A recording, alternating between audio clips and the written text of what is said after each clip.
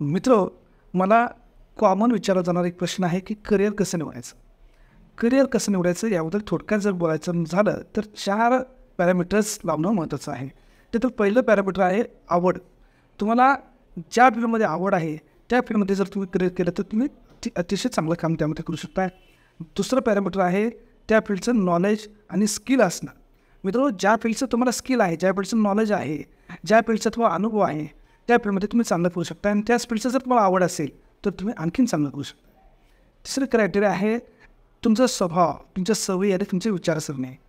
तुम्ही ज्या फील्डमध्ये करिअर करणार आहात त्या फील्डला अनुसरून तुमचा स्वभाव किंवा तुमची विचारसरणी असेल तर तुम्ही तिथं उत्कृष्ट काम करू शकता. आणि त्याच फील्डची जर आवड असेल आणि त्याच फील्डचं तुम्हाला नॉलेज आणि स्किल असेल तर तुम्ही आणखीन चांगलं करू शकता. चौथा क्रायटेरिया आहे सामाजिक गरज.